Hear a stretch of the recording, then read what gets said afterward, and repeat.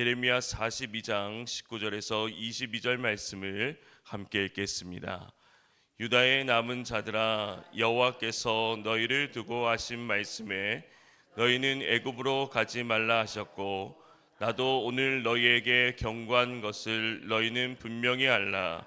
너희가 나를 너희 하나님 여호와께 보내며 이르기를, 우리를 위하여 우리 하나님 여호와께 기도하고 우리 하나님 여호와께서 말씀하신 대로 우리에게 전하라. 우리가 그대로 행하리라 하여 너희 마음을 속였느니라.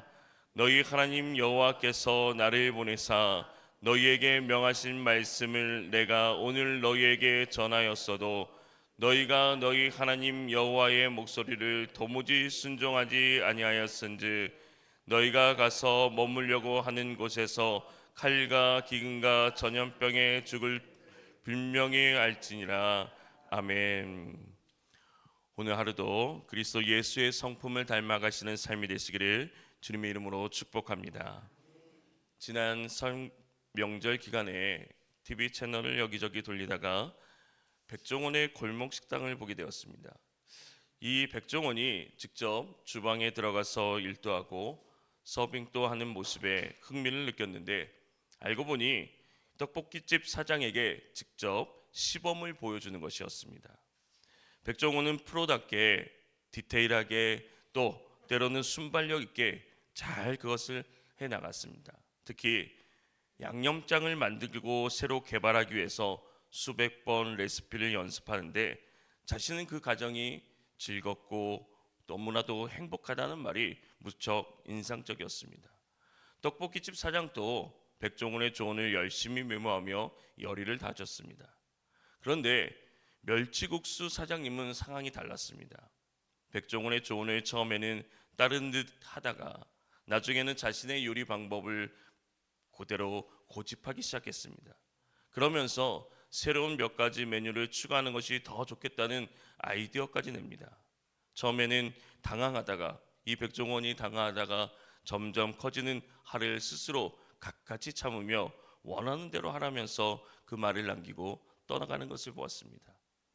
여러분은 확증 편향이라는 말을 들어보셨을 것입니다. 확증 편향은 원래 가지고 있는 생각이나 신념을 확인하는 경향성입니다. 흔히 하는 말로 사람은 보고 싶은 것만 본다는 것입니다. 인지심리학에서 이 확증 편향은 정보 처리 과정에서 일어나는 인지 편향 가운데 하나라는 것입니다. 자신이 그 무엇을 간절히 원할 때, 또 자신이 가지고 있었던 뿌리 깊은 신념을 지키고 싶을 때 이와 같은 것이 발생한다는 것입니다. 보고 싶은 것만 듣고, 보고 듣고 싶은 것만 듣는다는 말입니다. 그런데 우리의 신앙생활도 이러한 모습이 나타납니다. 우리가 큐티 말씀을 묵상할 때도 내가 듣고 싶은 것, 내 삶에 원하는 것들에 집중해서 묵상하거나 아니면 그런 말씀으로 해석해 나가는 때가 있다는 것입니다. 이스라엘 백성들이 믿음 생활을 해 나갈 때에도 여전히 그들 안에 있는 이 확증 편향 때문에 하나님의 뜻을 거역하고 자신이 원하는 길로만 가버린 오류를 범하고 했습니다. 바벨론의 포로로 잡혀가고 유다 땅에 남아있던 그 자들이 예레미야더러 기도하여 여호와의 뜻을 가르쳐달라고 요청했었습니다. 애굽 땅으로 가야 할지 가나안으로 남아 있어야 될지를 결정하기 위해서였습니다. 이 예레미야는 애굽으로 가면 칼과 기근이 따라와서 그곳에서도 벌을 받을 것이니 가나안 땅에 남으라고 말해 주었습니다. 하나님의 말씀을 있는 그대로 전했던 예레미야는 애굽으로의 이주를 금하는 하나님의 그 경고의 말미에 자신의 견해까지 덧붙이면서 하나님의 말씀을 반드시 순종해야 될 것을 오늘 말씀에서 강조하고 있습니다. 너희는 분명히 알라는 말씀은 단지 아는 것으로 그치지 말고 그 부합한 행동을 취하라는 말씀입니다. 이러한 상황 속에서 유다 지도자들은 예레미야에게 하나님께 기도하여 그 말씀을 듣고 알려달라고 하였지만 어떻게 하였습니까? 오늘 말씀 20절 말씀을 다시 한번 보면 너희가 나를 너희 하나님 여호와께 보내며 이르기를 우리를 위하여 우리 하나님 여호와께 기도하고 우리 하나님 여호와께서 말씀하신 대로 우리에게 전하라. 우리가 그대로 행하리라 하여 너희 마음을 속였느니라라고 말씀합니다. 유다 땅에 남아있던 자들은 이 바벨론 느부갓네살 왕의 보복이 두려워서 애굽으로 이주하려고 했습니다. 정치적인 망명을 선택한 것입니다.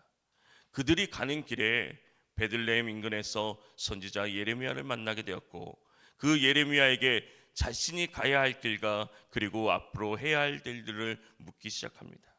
그리고 여러 날이 지나자 하나님께서 드디어 응답하셨는데, 그 결과는 자신들이 원하는 것과는 전혀 다른 방향이었습니다.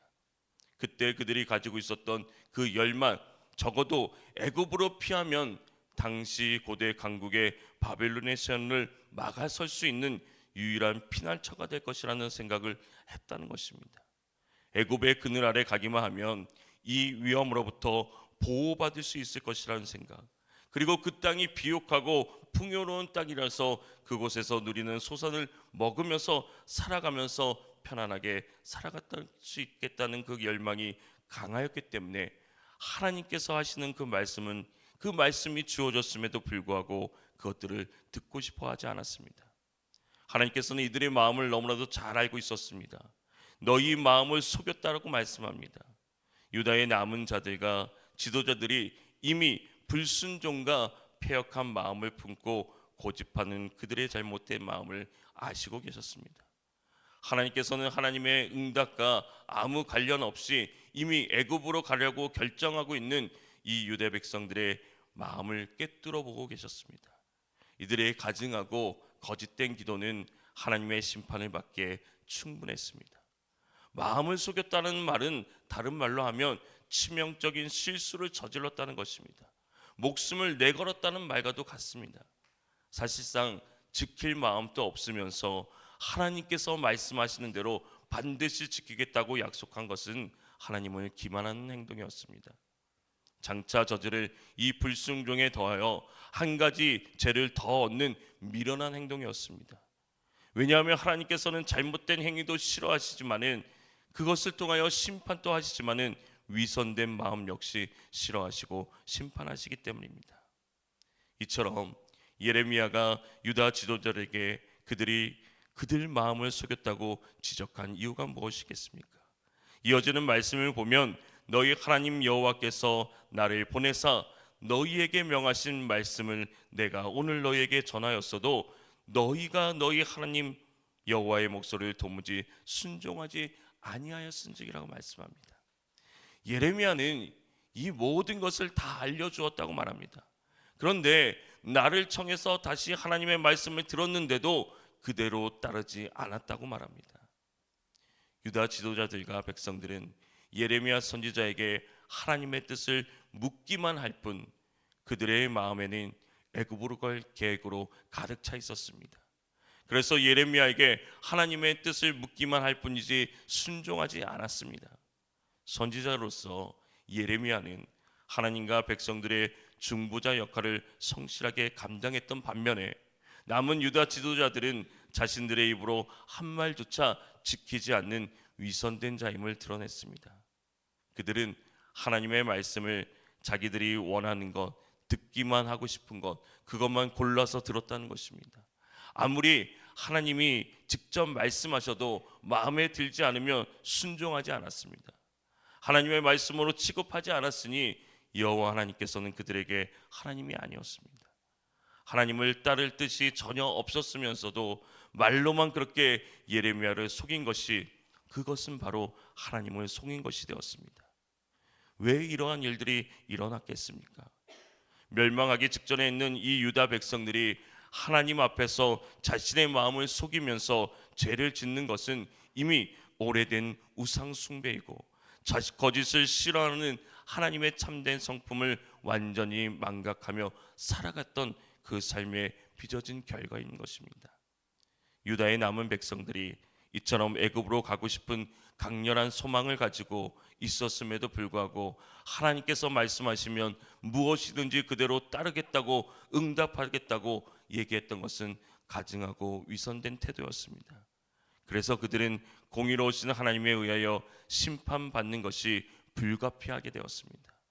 이렇게 유다 지도자들과 백성들이 선택한 곳은 잘못된 피난처였습니다. 오직 예수 그리스도만이 우리의 가장 완전한 피난처이고 안전한 피난처인 되심을 우리는 기억하시기 바랍니다. 하나님의 그 넓은 그 품에 안기는 것보다 더 안전하고 더 완전한 길은 없다는 것입니다. 그들이 그릇되게 선택한 곳은 망할 것이라고 말씀합니다.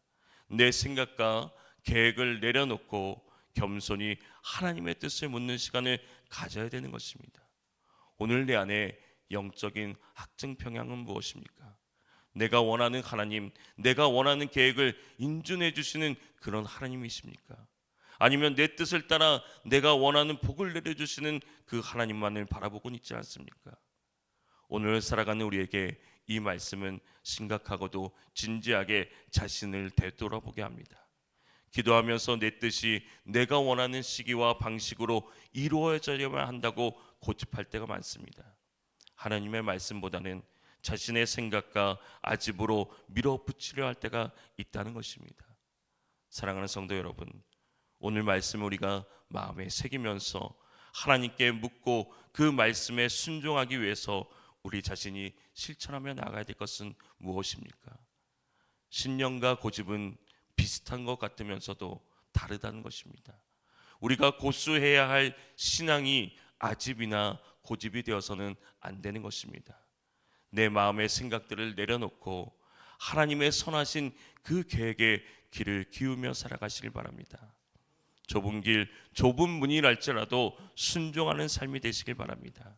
그러기 위해서 오늘 우리는 계속해서 하나님의 뜻을 물으며 쉬지 말고 기도해야 합니다.